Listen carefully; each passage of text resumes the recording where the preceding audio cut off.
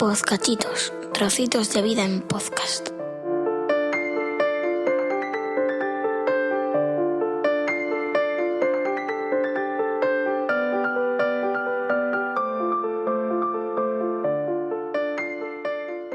Como era de suponer, y teniendo en cuenta cómo va este programa, después del episodio padre, tocaba la entrevista a mi padre. Una entrevista en la que, como veréis, si este buen hombre hubiera llegado a esto del podcasting a su debido tiempo, que todavía no lo descartéis,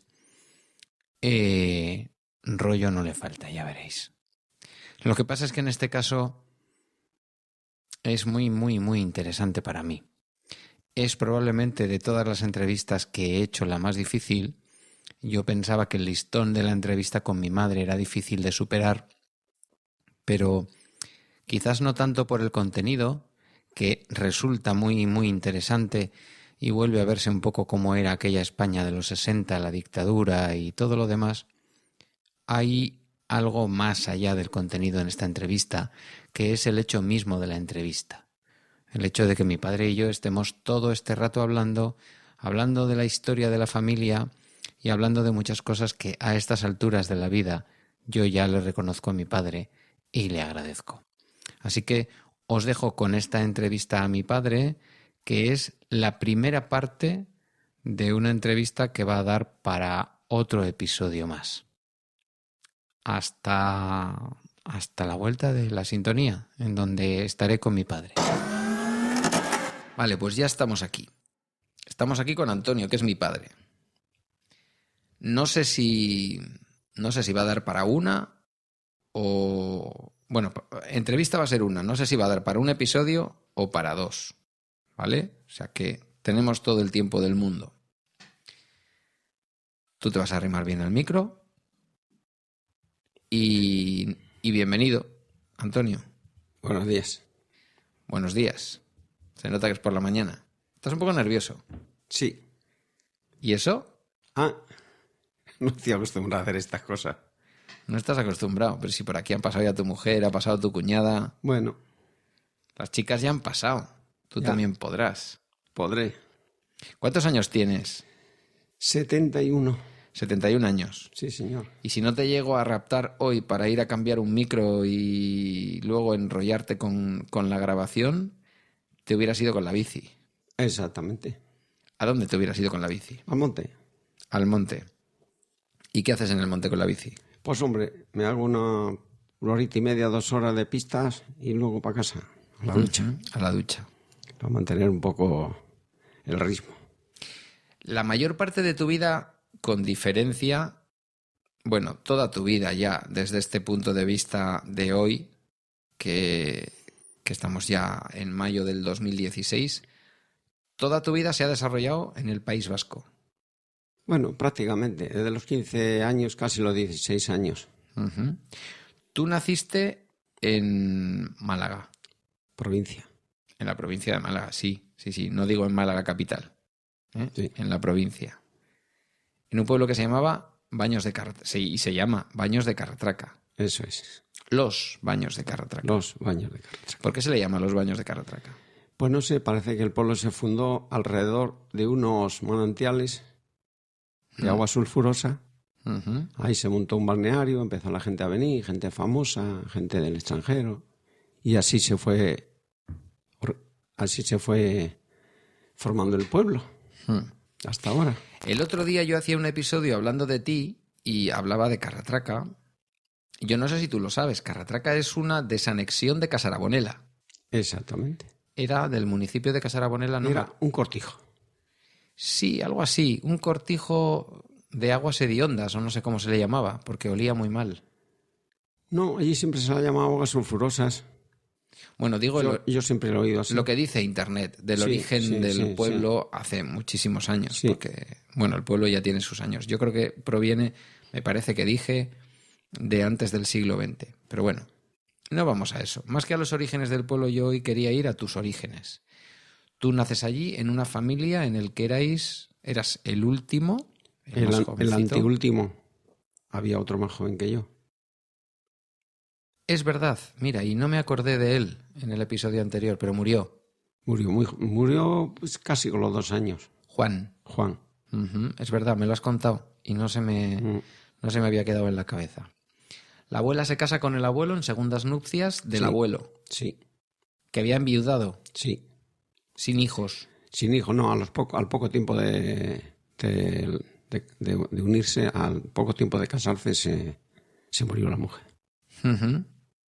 ¿La familia luego mantuvo alguna relación con la familia con la que estuvo casado el abuelo? Sí, en esos pueblos por el motivo como fue la cosa, pues sí hubo, bueno, que se llevaron bien. Que hubo, normal, en los pueblos pequeños, pues ¿Y la abuela Margarita era mucho más joven que el abuelo Pedro? bastante. Sí, era bastante más joven, sí. O sea que- 8 o 10 años igual. No sé exactamente, pero sí, era bastante más Bueno, pero en aquella época tampoco era extraño que un hombre un poco más mayor se casara con una mujer más joven. Bueno, pues en aquella época yo creo que era un poquito raro que ¿Sí? hubiera diferencia de edad, sí, yo por lo que he oído, pero bueno, que no, problema ninguno. Ujú. ¿Ellos venían, digamos, de la misma clase social? ¿Eran de diferentes clases? No, mi padre venía de una clase social bastante más pudiente que mi madre.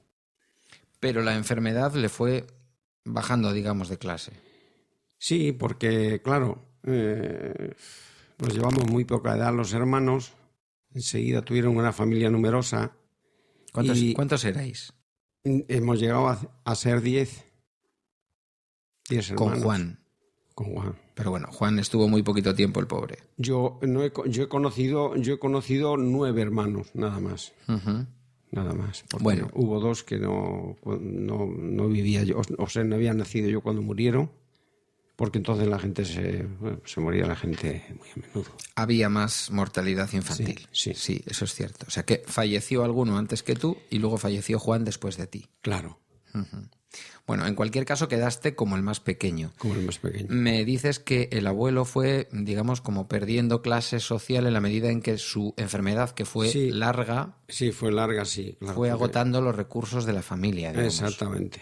Se fue deshaciendo de tierras y ganado y cosas, pues bueno, para tirar adelante.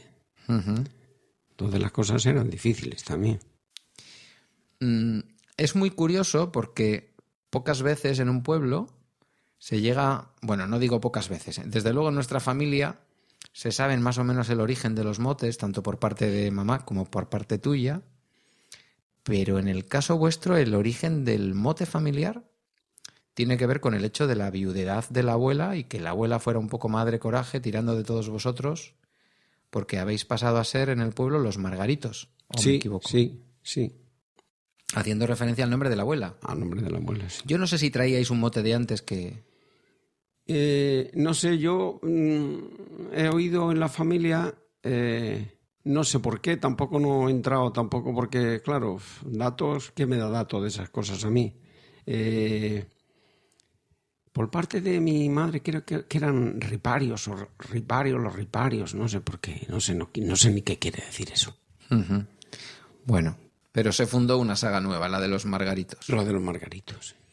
Naces, tu padre fallece cuando tú tienes 14 años. 11, 11.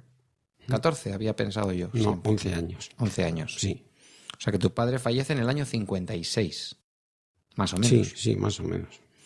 ¿Cuándo empiezas a trabajar? ¿Cómo es tu infancia, mejor dicho? Pues mi infancia, allí, pues la infancia del pueblo, pues, bueno, pues allí los niños, pues hasta que tenían edad de ir al colegio, pues como todos los críos, en casa, con la madre, y luego pues ya con 7 o 8 añitos, pues empezaba a ir a la huerta, a aprender a plantar, a regar.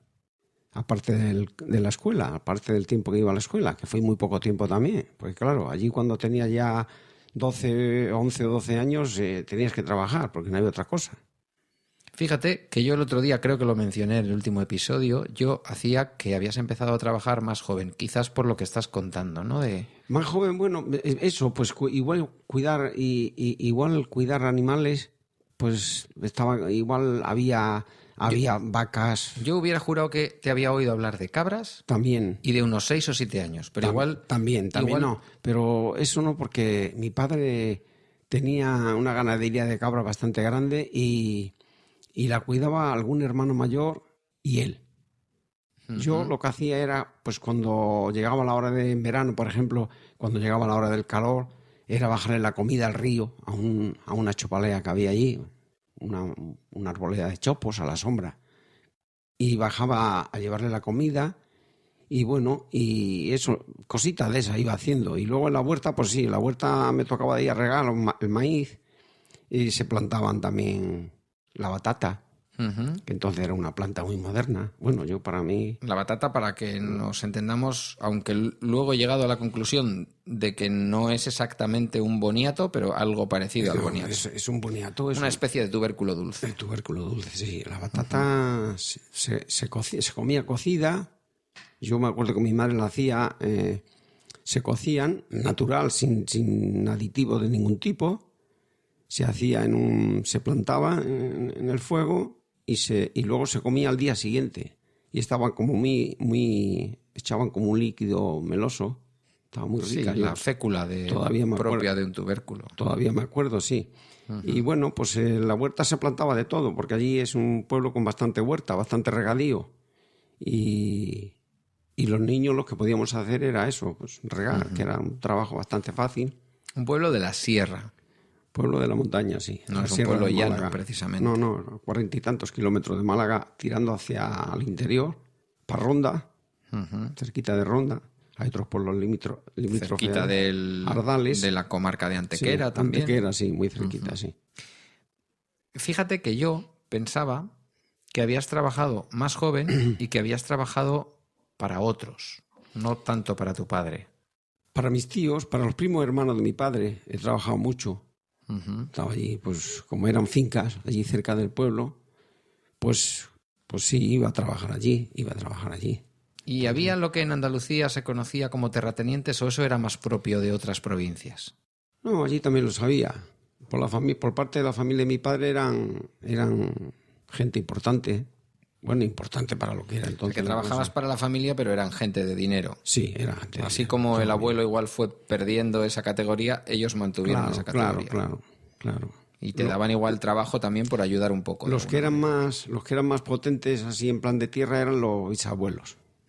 Los bisabuelos que luego ya, pues claro, muchas familias se reparten, se van quedando más las fincas más pequeñas y así. Pues fue una parte de lo que le quedó a mi padre, que se lo comió con el tiempo. ¿A quién se lo fue vendiendo? Porque era muy habitual en estos casos que se vendiera dentro de la propia familia. Teníamos entonces los padrinos, que eran los que bautizaban, por ejemplo, la hermana de mi padre, que fue ese matrimonio el que nos sacó a nosotros de pilas, como se dice, ¿no? Nos bautizó. Entonces ese matrimonio fue el padrino y madrina de todos los hijos. Y esta gente pues estaba bien, no tenían problema de ningún tipo y claro, pues oye, los padres pedían prestado, sí, a cambio de, pues eso, de lo que fue luego, ¿no? De todo lo que tenían. Y ellos, pues claro, se lo daban sin ningún problema. O sea, tu padre y tu madre iban pidiendo dinero para salir adelante. Claro. Y luego digamos que esa deuda se saldó Sí, con las sí. propiedades que tenía la familia. Sí, porque claro, mi madre, pues eso, los hijos mayores trabajaban todos. Entonces mi madre también solía ir a un pueblo a 7 kilómetros a vender cosas de la huerta. Iba todos los días a vender cosas de la huerta porque en estos pueblos un poquito más al interior eran tierra de campiña, no había regadíos, había pocos regadíos, entonces se vendían bien las cosas de la huerta, se vendían bien en el pueblo siguiente. Y así, y lo que, bueno, pues cuando venía mala racha, pues se ve que le pedían a estas personas, familia, prestado. Y claro, llega un momento en que, pues claro, hay que pagar las cosas. Y como no había, pues entonces mi madre le dijo, bueno, pues oye, pues mira, pues quédate con el huerto tal, o quédate con esto, quédate con lo otro. Y así poco a poco se fue perdiendo todo. El abuelo fallece y por lo que veo prácticamente 4 o 5 años después